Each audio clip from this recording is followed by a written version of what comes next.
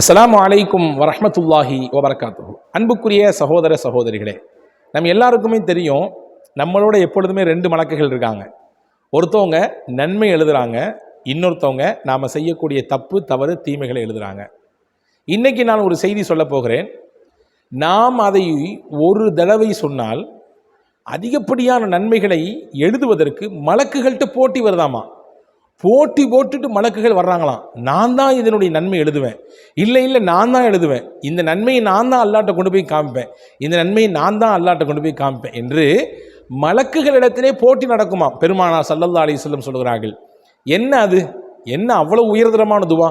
மலக்குகள் போட்டி போட்டு கொண்டு எழுதி எடுத்துக்கொண்டு அல்லாஹ்விடத்திலே காண்பிக்கிறார்கள் என்றால் அது எவ்வளவு மகத்தான துவாவாக இருக்கும். அதை தான் இந்த காணொளியில் நான் சொல்ல போகிறேன். முழுமையாக பாருங்கள். நிச்சயமாக இது உங்களுக்கும் எனக்கும் பார்க்கிற அனைவர்களுக்கும் சிறந்த பலனை தரும் என்று நான் நம்புகிறேன். புகாரி ஷரீஃப் என்கின்ற ஒரு அதி அற்புதமான நாயகத்தின் நபிமொழிகளை தாங்கி நிற்கக்கூடிய ஒரு நபிமொழி தொகுப்பு நமக்கு தெரியும். புகாரி ஷரீஃபிலே ஒரு ஹதீஸ் வந்திருக்கிறது. அந்த ஹதீஸினுடைய அறிவிப்பாளர் சையதுனா ரிஃபாஅத் இப்னு ராஃபி ஸுர்கி ரலியல்லாஹு அன்ஹு. இந்த சஹாபி தான் அந்த ஹதீஸ் அறிவிக்கிறாங்க. நாங்கள் ஒரு நாள் ரசூலுல்லாஹி ஸல்லல்லாஹு அலைஹி வஸல்லம் அவர்களோடு சேர்ந்து தொழுது கொண்டிருந்தோம். ரசூலுல்லாஹ் முன்னாடி இமாமா நிற்கிறாங்க, பின்னாடி நாங்கள்லாம் மஅமூம்களாக முசல்லிகளாக நின்று நபியை பின்பற்றி தொழுது கொண்டிருந்தோம். பொதுவாகவே தொழுகையின் அமைப்பு ஒவ்வொன்றிலும் என்ன சொல்ல வேண்டும் என்பதை நபிதான் கற்றுக் கொடுத்தார்கள் இல்லையா? உங்களுக்கும் எனக்கும் எப்படி தெரியும்? நபி சொல்லி கொடுத்தார்கள், நாம் அதை பின்பற்றுகிறோம். நபி மொழி இல்லாமல், நபியின் வழிகாட்டுதல் இல்லாமல் இறைவனை வணங்குவதற்கு கூட முடியாது. முடியுமா? முடியாது. தெரியுமா? தெரியாது. நபி சொல்லி கொடுக்கவில்லை என்றால் தொழுகை எப்படி என்று கூட நமக்கு தெரியாது. எப்படி அல்லாஹ்விடத்தில் முறையிட வேண்டும் என்று தெரியாது. எப்படி அல்லாஹ்விடத்தில் கேட்க வேண்டும் தெரியாது. நபி தான் சொல்லி கொடுத்தார்கள். அதே மாதிரி அந்த அடிப்படையில் ரசூலுல்லாஹ் எதையெல்லாம் சொல்லி கொடுத்துருக்கிறார்கள்? எப்படி தக்பீர் கட்டணும், தக்பீர் கட்டின பின்னாடி என்ன ஓதணும், அதுக்கு பின்னாடி ருக்கு எப்படி செய்யணும், அதில் என்ன ஓதணும், சஜிதா எப்படி செய்யணும், அதில் என்ன ஓதணும், இதெல்லாம் ரசூலுல்லாஹ் தானே கற்றுக் கொடுத்தாங்க. அப்படி ரசூல் கற்றுக் கொடுத்த ஒன்றில்தான் தொழுகையிலே கியாம், அந்த நிலை நிற்குதல் முடிந்ததற்கு பிறகு குனிகிறோம், ருக்கு என்று சொல்லுவோம். அதற்கு குனிந்ததற்கு பிறகு மறுபடியும் எழுகிறோம். அப்படி எழுந்த நேரத்திலே நாம் இமாமை பின்பற்றி தொழுதால் இமாம் சொல்லுவார், சமி அல்லாஹு லிமன் ஹமித சொல்லுவாரா? இதை சொன்னவுடன் நாம் என்ன சொல்லுவோம்? ரப்பனா வலக்கல் ஹம்த், இதான் சொல்லுவோம் இல்லையா? இந்த நிகழ்ச்சியை பாருங்கள், இந்த ஹதீதை பாருங்கள். நாங்கள் நபிக்கு பின்னால் நின்று தொழுதோம். அன்று ஒரு நாள் நபி தொழ வைத்தார்கள். தலையை ருக்குவிலிருந்து தூக்கினார்கள். சமி அல்லாஹு லிமன் ஹமித ரசூலுல்லாஹ் சொன்னாங்க. சொன்ன உடனே நான் சொன்னேன், என்ன சொன்னேன் தெரியுமா? ரப்பனா வலக்கல் ஹம்து ஹம்தன் கசீரன் தொய்யிபன் முபாரக்கன் ஃபீஹி. இதுதான் அந்த திக்ர், அற்புதமான திக்ர். மறுபடியும் சொல்கிறேன், ரப்பனா வலக்கல் ஹம்து ஹம்தன் கசீரன் தொய்யிபன் முபாரக்கன் ஃபீஹி. இந்த திக்கரை நான் சொல்லிவிட்டேன். எல்லாரும் நார்மலாக ரப்பனா வலக்கல் ஹம்து மட்டும் தான் சொல்லுவாங்க, அதோடு முடிச்சுக்குவாங்க. ஆனால் இந்த சஹாபி ரிஃபாஅத் இப்னு ராஃபி ஸுர்கி ரலியல்லாஹு அன்ஹு சேர்த்து 4 வார்த்தையை சொல்கிறாங்க. இதனுடைய பொருள் என்ன? இறைவா, உனக்கே எல்லா புகழும், அதிகப்படியான புகழ், மனமிக்க புகழ், பரக்கத் பொருந்திய புகழ் அனைத்தும் உனக்கே சொந்தம். இதுதான் இதனுடைய அர்த்தம். தொழுகை முடிஞ்சிருச்சு.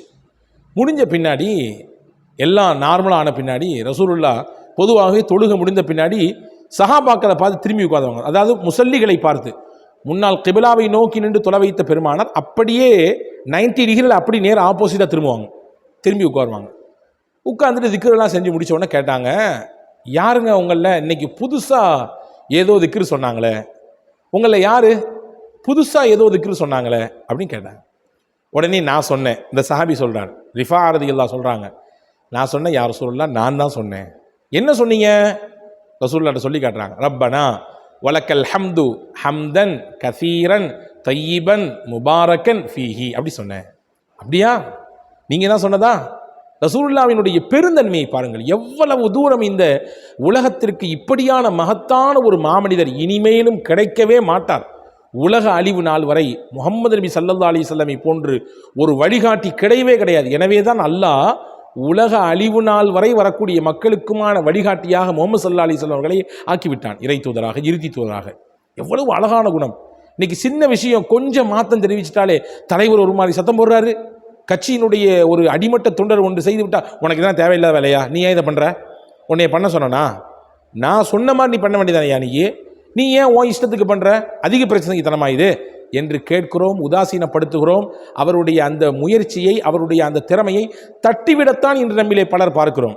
ஆனால் பெருமானார் வழிகாட்டியவர்கள் இல்லையா, நான் உங்களுக்கு கற்றுத்தரக்கூடிய ஆசிரியனாக அனுப்பப்பட்டிருக்கிறேன் என்று ஸல்லல்லாஹு அலைஹி வஸல்லம் சொன்னாங்க.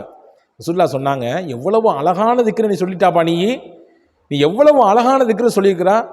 இந்த திக்ருடைய நன்மையை எழுதி எடுத்து அல்லாஹ்ட்ட கொண்டு போய் சேர்க்கறதுக்கு 30க்கும் அதிகமான மலக்குகள், ஒரு மலக்கு இல்லை, 2 மலக்கு இல்லை, 30க்கும் அதிகமான மலக்குகள் போட்டி போட்டுட்டு இருக்காங்கப்பா. நீ சொன்ன அந்த திக்ரை எடுத்து எழுதி எடுத்து அல்லாஹ்விடத்தில் கொண்டு நன்மையை சேர்ப்பதற்கு 30க்கும் அதிகமான மலக்குகள் போட்டி போட்டுக்கொண்டு எழுதுகிறார்கள். பார்த்தேன், நான் அதை கண்டேன், எனவே தான் ஆச்சரியப்பட்டு உன்னிடத்தில் கேட்டேன், யார் இந்த வேலையை செய்தது என்று. அந்த சாபிக்கு அப்படியே உள்ளமெல்லாம் குளிர்ந்து போச்சு. யா ரசூலல்லாஹ், அவ்வளவு சிறந்த திக்ரா இது, அவ்வளவு மகத்தான திக்ரா, அவ்வளவு பெரிய நன்மைகளை கொண்டு சேர்க்கக்கூடிய திக்ரா என்று ஆச்சரியப்பட்டு போனார். அவர் அப்படியே நபிகள் ஸல்லல்லாஹு அலைஹி வஸல்லம் கையை பிடித்து, நபியை, இதை கற்றுத்தருவதற்கும் உங்களின் வழிகாட்டுதல் தான் எங்களை இப்படியான விஷயத்தை தூண்டச் செய்தது என்று சொன்னார். அன்பு சகோதரர்களே, இந்த ஹதீஸ் இப்படியே முடிகிறது. இங்கே நமக்கான பாடம் என்னவென்றால், இந்த சஹாபி தொழுகையில் ஓதிய இந்த திக்ரை நாம் வழக்கமாக கூட ஓதலாம், நம்முடைய வாழ்நாளில் இன்ன பிற சமயங்களிலும் கூட ஓதலாம். அதிகப்படியான நன்மைகளை பெற்றுத்தருவது என்பது மட்டுமல்ல, மலக்குகள் நம்மை பாராட்டுகிறார்கள், நம்முடைய நன்மைகளை தூக்கி செல்வதற்கு அல்லாஹ்விடத்தில் போட்டி போட்டுக் கொண்டிருக்கிறார்கள் என்ற செய்தியை இந்த ஹதீஸ் நமக்கு சொல்லித் தருகிறது. இனி வரும் காலங்களில் வாய்ப்பிருந்தால் தினசரி இதை பின்பற்றுவதற்கு முயற்சிப்போம். வல்ல அல்லாஹ் தௌஃபீக் செய்வானாக. வஸலாம். அஸ்ஸலாமு அலைக்கும்.